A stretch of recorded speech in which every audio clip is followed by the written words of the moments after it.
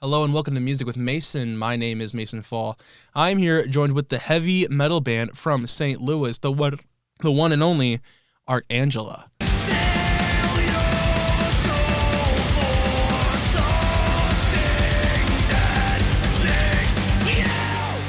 How are you guys doing today? Hanging. Thanks for having us. Yeah, thank you.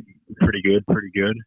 All right, so they most recently dropped their single Plastic Crown back of November in 2023. How is that going on so far? Been good, yeah, good reception. It's a song we've been holding on to for a minute. It's a little bit of a departure from our last album, but not fully. People have been loving it. It's one of my favorite songs. So yeah. I totally agree. It's pretty good.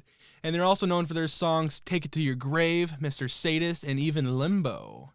So just to get started for each of you guys, where did you guys learn to play? Oh, that's fun. That's a fun question. I found something in the bottom of a cereal box. No, I'm just kidding. I think, we all have a background of, playing, either music in school, music in bands when we were younger. Shut up, car. I think, combination of, band class, working with private instructors and School of Hard Knocks. Right on. Yeah, definitely. It was I was obsessed with hair metal, so Nikki Sixx was a big influence on me when I was growing up. For Christmas, I was gifted a Nikki Sixx edition Epiphone bass, and I just started going from there. All right. Yeah, I started playing guitar. I started off with violin first. But I didn't really stick with it. I just really wasn't feeling it. And then I got into guitar, and that was a whole other world. But I was self-taught, and I skipped a lot of the basics when it came to guitar. So I was learning how to sweep pick before even learning how to play chords properly. So my musical journey has been pretty backwards. As of 5 years ago, I actually started learning the basics of music theory. Wow. So. All right. So for each of you, did anyone really inspire you to get into music or perform?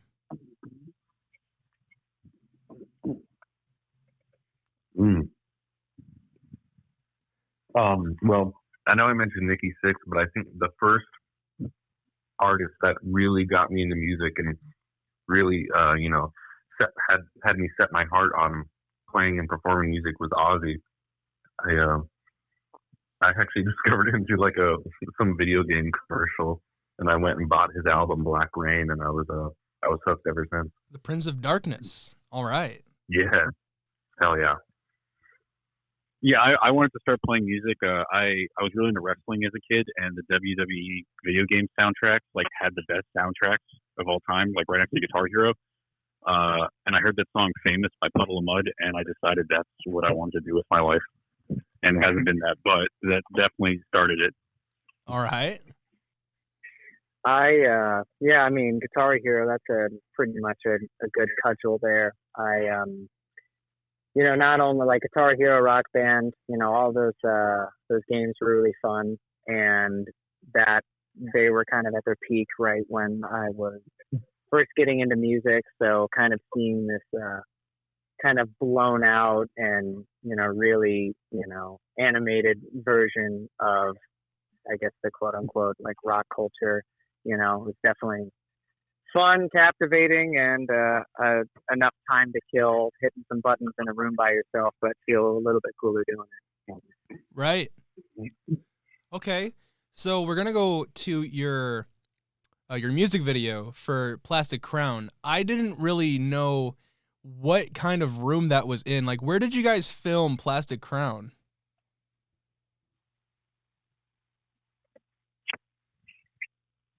Yeah, it's this place in St. Louis called Lent Brewery. I think it's one of the original breweries that are.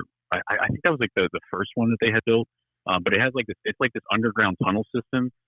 It's kind of terrifying. I think there was a guy that murdered some people and left some bodies in there at some point, according to the guy who owns it. killer. Yeah, it's got a lot, a lot of culture that's built into that place. So it's definitely it's got a lot of character. It was so cold. It was freezing, and we had like a bunch of extras in there, just chilling for hours. I felt so bad. But Yeah, and there was also like entire tunnels that were like sectioned off because it was full of asbestos. So it Wow. was cool. the guy, yeah, and the guy who gave us the space, there was one spot. Where the demon, character is standing for most of the video. There's a section not too far away from him, and the guy who kind of ran the place said, "Don't go there because rocks are going to be thrown at you." He said, "I don't know. He said, "I can't explain it, but anytime somebody goes down there, they swear they're hit with a rock." Really? So, yeah, it's a very famous haunted area here in St. Louis. So Hardcore Keem reacted to that music video, or was it a different music video? It was that one, yeah. Mm-hmm. So how was it just to, getting spotted on by Hardcore Keem? Like, was it just like a big moment for you guys, or is it like, oh, cool, just another guy reacting to our awesome music video? I personally thought it was really tight. I grew up on hardcore music, and like I've been following hardcore team for a while. And especially I found a lot of bands through him, so it was pretty tight that he checked us out and reviewed our music. Cool. All right. So in your website, you guys mentioned that you got to play alongside Avatar, Wednesday 13, and even Christian Death. Were those all at different shows, or were they like separate, or were they at the same show? Like, how did you guys run into them? That would be a crazy one bill. And those were individual shows. But, I think it's just a matter of, a lot of those shows that we're talking about would be, in our hometown area. So just kind of opening bill when they come through town. But we've managed to keep some good relationships with some of the cooler people that we have worked with and played with in the past. So maybe a combination of right place, right time, and also just kind of being ready to grab the mic when it's needed. Nice. So I have some interesting questions for all three of you. I don't know if they're true or not, but I just want to know if you guys remember these or if they're actually a fact or not. But for Ryan, what is Zelo Audio? Oh, okay. So that's my my recording practice. So basically, if you want to work with me to help produce your music, that basically would be the name of the company that I do for that. It's, not much more than that other than, just a production facility that I run here in St. Louis. Okay. But what about Not Topic? What is that? That is a cover band that I play here in the area to play some more shows and sing some of the sad alt classics. Cool. All right. So for Louis, are you a wedding photographer? Yeah, that's my day job. I do wedding photography on the weekend. So how did you discover photography? Was it like a personal hobby of yours, or was it like a class you took? It actually started because we were balling on a budget, and we were shooting our own music videos. And at the time, I only knew how to edit videos, and I knew eventually I wanted to shoot them myself, so I bought my own camera. I started with like a Canon M50. It was a really cheap one, and then eventually just hustled and just upgraded cameras. And then it wasn't until like a couple years of doing video that I had the equipment to do photo. I just kind of jumped into it, and then I just met somebody that needed a second shooter for a wedding. And now I'm at weddings occasionally. So I actually got recognized a while back. I forgot which show it was that we played. I don't know if it was Christian Death or something else, but we had some of our fans that were at a wedding. I guess their family had this inside joke that like the guitar player does wedding photography. And then I guess they stalked my Instagram and like compared my hand tattoo and realized it was me. So it was a cool crossover moment. That's cool. From like two different worlds for me. So I don't want to say this wrong, but for Louis, what is Pura Muerte? Oh, That's Roman and I's hardcore project that we have. We have like a whole EP that we're sitting on right now. Eventually, we're going to get back to finishing it up and hopefully releasing it. Okay, cool.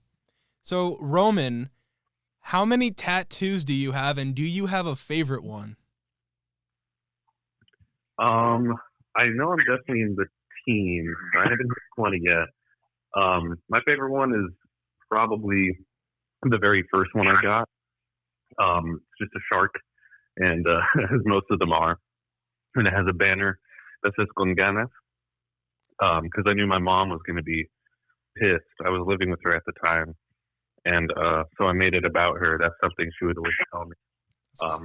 Her first language was Spanish, and she'd always tell me "Con ganas" if I was, being a little bitch at something. In context, it means do it like you mean it. So right. yeah, kind of got that for her, and she liked it. She liked it. Cool. So we're going down the line to a few of your more older times together. So was Limbo your official first track or album or EP? Canonically, yeah.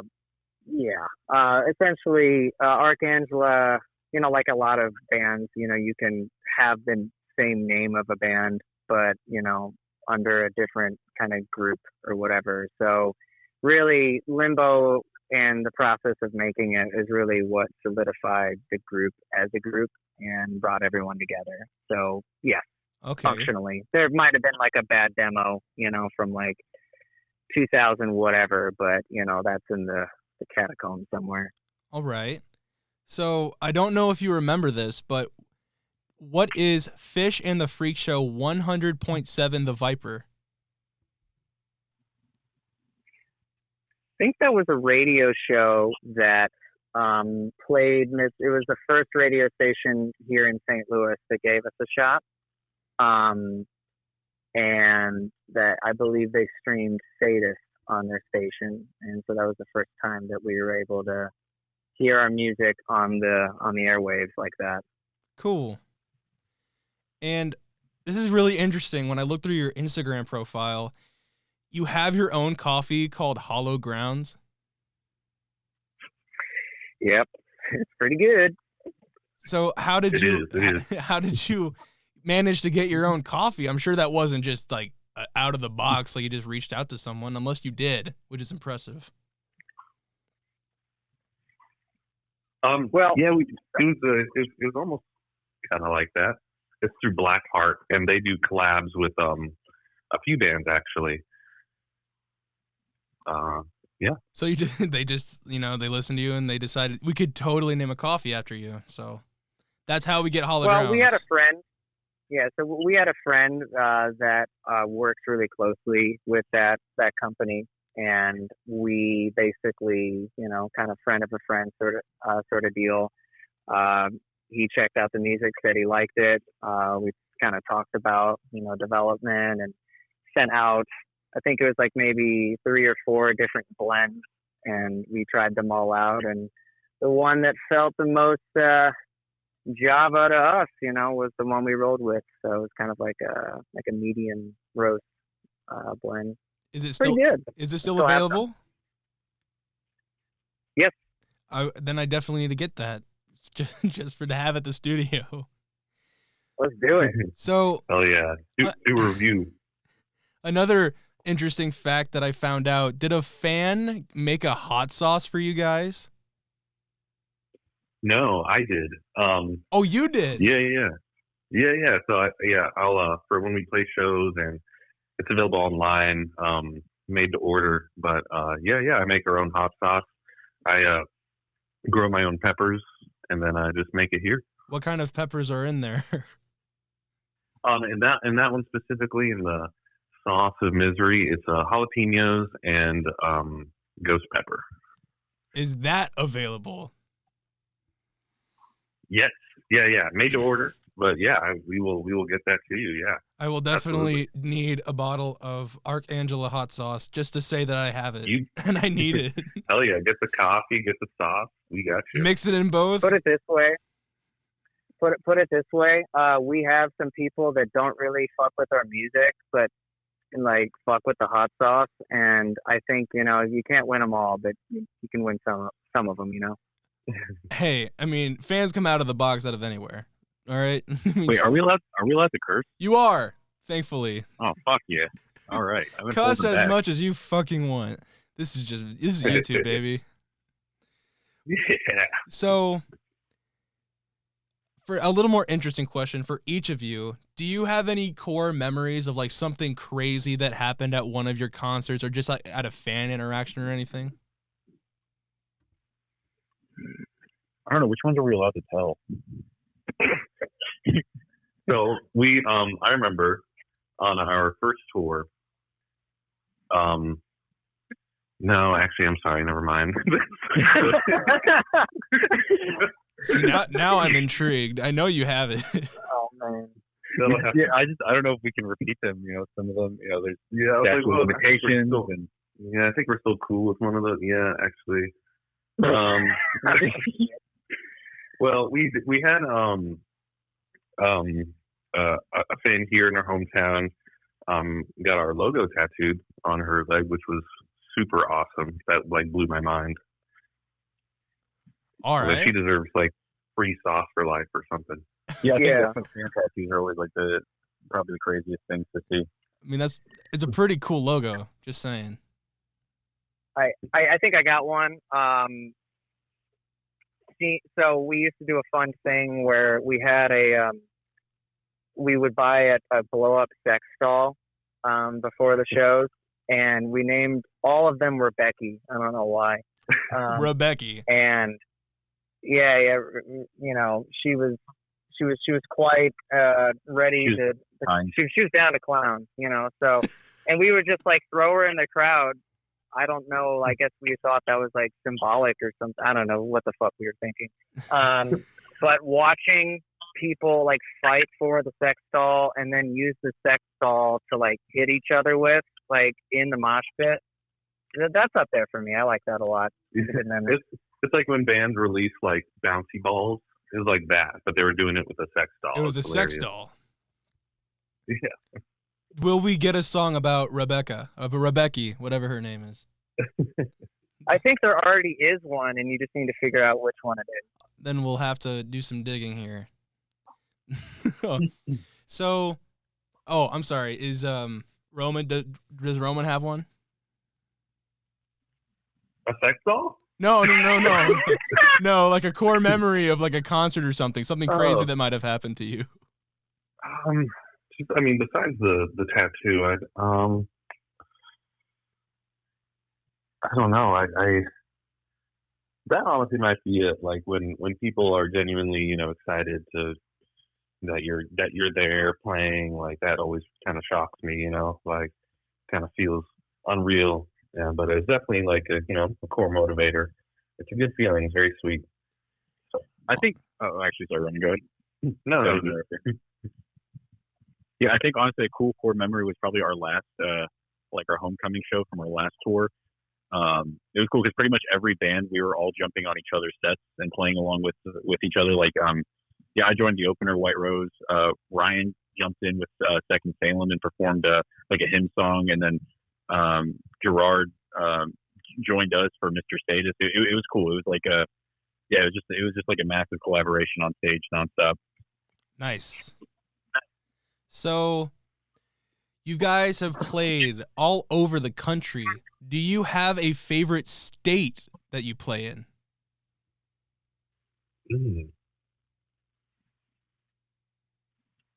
That's tough. I think my favorite, I don't know if it's my favorite. Well, I don't know. I guess my favorite out-of-state show was probably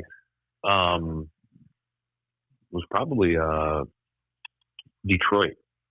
We played in this abandoned church. It was super dope. Cool. Yeah, I think for me personally, I don't really remember much from it, but I know I had a good time in Louisiana when we were in what's that area called? The what's that district? Yeah, the show was cool, but what's that area called? French Quarter, yeah. No, Bourbon Street. Oh yeah. I just remember, yeah, we were all underage and just like it was just drinking and then no carding. You could just drink in public. There was no question about it. We were just walking into like restaurants and just sitting down and drinking. We didn't even order anything at most places. We were just trying to find a place to hang out. Yeah, that was cool. The architecture is really cool. The culture there is just it's incredible. You know, I don't want to. Sorry. I was going to say, speaking of Louisiana, I remember that show we played. It was at like the Twisted Lime or something, and that was a really good interaction. I remember from that show was this older guy, and he was wearing like a battle vest covered in good band hats, classic like rock band hats, and he came up to us after the set. He's like, man, I didn't know about you guys. You guys wearing all this girly makeup and stuff, but you guys kick my ass. That was a good time. That sounded like a cop out. I love hometown shows. I think it's nice to, kind of see like when you get to play the same stages that you grew up seeing other people play on, like I think that's really inspiring. I also like playing in places I've never been to for the first time. Like I love going to a state that like I've never even driven through, and like, oh, the first time that I get to check it out is for a concert. So I think honestly like the weirder and the more novel the better, especially nice just being able to meet people that you've never met before from places you've never been, and yet you can already kind of kick off a conversation. And I don't know, it's just really great. Music can take you anywhere. All right on. So for each of you, we already mentioned the state-wise, but do you have any like favorite venues at all? Like, do you have any favorite like main concert places to play at? Oh, Red Flag for sure. We're spoiled there. Which is like our hometown venue that we play at mostly. I think it's the one that we mostly play at. Yeah, it's a dope spot. But they treat us well. They treat us really well. Yeah. Shout out Robert. They have an actual green room. It's very cool. All right. Okay. Yeah, I would say that, and like the DIY stuff, like being able to like run that show at a church. If a venue is not a venue, I don't know, it's kind of fun. You gotta force it to be a venue. So we're down to the last few questions here. For the first one is, what is the future for Archangela? Are we going to be seeing more albums, more tour dates, more merchandise maybe? Or like, what are we seeing? I'm probably breaking up after this interview. No, I'm just kidding. Good thing it's archived. Yeah, just after that. I think this is the peak. Wow. Probably all the above, really. I would say right now we have a couple songs that are getting finalized right now for a new EP. We're kicking off writing some newer music. We have several new merch items that are going to be listed on our store here soon. Overall, we've been really busy trying to kind of juggle some of the other details, of our lives. Louis been busy with weddings. I've been busy with teaching and recording. Roman's just a badass, so he's just, flexing his fuck. Being handsome. Yeah, being fucking motherfucking, yeah. Muy bonita. Yeah. So, we're getting everything screwed back on, and we're going to keep the fire burn. I was going to say rolling, but fires don't roll, they burn. So, yeah. Unless you're on fire, then you should roll. Yeah. I was going to say, first, though. I was going to say, I'd be afraid if fires could roll. Just saying. Yeah. They do rock, though. Fires rock. They do They rock. roll a bit, but yeah. So, for my final question that I ask every single band that I bring onto this show, what would you tell the young and aspiring musicians who need the inspiration and courage to go on stage or, just start their journey of becoming a rock and roller, or, just a part of a band, or just being a performer in general? Like, what would you tell them? Yeah, keep at it. Keep moving. It's going to feel slow sometimes. It's going to feel too fast sometimes. Just keep moving. A move is better than no move at all. And this is very like specific, but if you deal with stage fright, which I do, something that like almost immediately like zaps me into performer mode is when you're on stage and you're setting up, before you even start playing, just look out into the audience and just dance. Do a little jive, move your shoulders. And yeah, I don't know why that works for me, but I recommend it. Yeah, that's a great one. Me personally, like, I guess a couple things, and I could probably make a fucking hour long off of this, so I'll try to keep it concise. The thing about playing music is that you definitely have to do it for you. If you're doing it for reasons like, clout or fame or anything like that, there's so much easier ways of going after that. So like, you should only go for this if, that's what your heart tells you to do. It is expensive. It is definitely, it can get tougher than it might look on the outside, but it is very, very fun, and there's nothing else like it. My tip as far as dealing with stage fright is just being aware of two things. Like, you can use that nervous energy like in an inward fashion and let it like really vibrate within you, or you can know that like the more of it that you like throw out, the more that the audience will actually begin to get into it. The audience is kind of looking, it sounds kind of strange because obviously if there's a whole room full of people like with their arms crossed at you waiting to see what goes on, I mean, in a way they're kind of looking for permission to have fun and enjoy themselves. So like if you're up there and you're kind of stiff and tense, like, there's not going to necessarily be that green light. And as far as me dealing with stage fright and not like looking down at the floor the entire time, I like to look at people's like hair. So it looks like I'm looking at people in the face, but I'm totally just looking at their hair. So don't tell anyone, or tell everyone. I don't know. Okay. I agree with Ryan. I usually typically just stare to the back of the room and just don't look down. If you look down, you look scared. So just be scared looking straight ahead, because then no one knows that you're scared. They just think you're confident because you're looking straight ahead at something. Good advice. They just don't know. All right. And don't do drugs.